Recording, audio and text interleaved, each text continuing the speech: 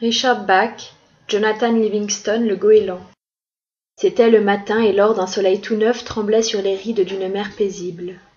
À une encablure du rivage, le bateau de pêche, relevant ses filets, invitait au petit déjeuner, et son appel transmis dans les airs attira 1000 goélands virevoltant et se disputant les débris de poissons. Une nouvelle journée de labeur commençait ainsi. Mais, seul, loin du bateau et du rivage, Jonathan Livingstone le goéland s'exerçait.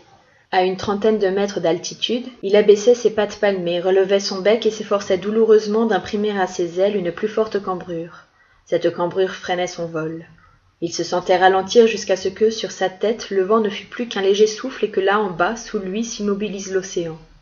Les yeux à demi fermés, retenant sa respiration, se concentrant furieusement, il s'efforçait d'incurver ses ailes un peu plus encore. Puis la perte de vitesse ébouriffait ses plumes, il décrochait et tombait. Les goélands, nous le savons tous, n'ont jamais la moindre défaillance en vol, ils ne connaissent pas la perte de vitesse. Tomber des airs toute sustentation en fuite, c'est pour eux la honte, c'est pour eux le déshonneur. Mais Jonathan Livingstone, le goéland, sans la moindre vergogne, tordant à nouveau ses ailes, les cambrait en frémissant, ralentissant, pour s'effondrer encore en perte de vitesse. Jonathan Livingstone, le goéland, n'était certes pas un oiseau ordinaire. La plupart des goélands ne se soucient d'apprendre, en fait de techniques de vol, que les rudiments, c'est-à-dire le moyen de quitter le rivage pour quêter leur pâture, puis de revenir s'y poser. Pour la majorité des goélands, ce n'est pas voler, mais manger qui importe. Pour ce goéland-là, cependant, l'important n'était pas de manger, mais de voler. Jonathan Livingstone, le goéland, aimait par-dessus tout à voler. Cette façon d'envisager les choses, il ne devait pas tarder à s'en apercevoir à ses dépens, mais pas la bonne pour être populaire parmi les autres oiseaux du clan. Ses parents eux-mêmes étaient consternés de voir Jonathan passer des journées entières, solitaire, à effectuer des centaines de planées à basse altitude, à expérimenter toujours. Il se demandait pourquoi, par exemple, lorsqu'il survolait l'eau à une hauteur de la moitié de son envergure, il pouvait demeurer en l'air plus longtemps à moindre effort.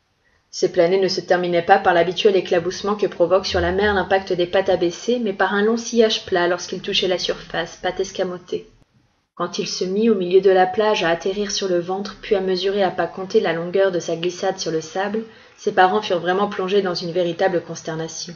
« Mais John, lui demanda sa mère, pourquoi est-il donc si difficile, John, d'être comme tous les autres membres de la communauté? Ne peux-tu pas laisser le vol en rase-motte aux pélicans et aux albatros?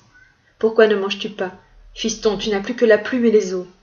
Maman, cela m'est égal de n'avoir que la plume et les os. Ce que je veux, c'est savoir ce qu'il m'est possible et ce qu'il ne m'est pas possible de faire dans les airs. Un point, c'est tout. Et je ne désire pas autre chose. Voyons, Jonathan, lui dit non sans bienveillance son père, l'hiver n'est pas loin.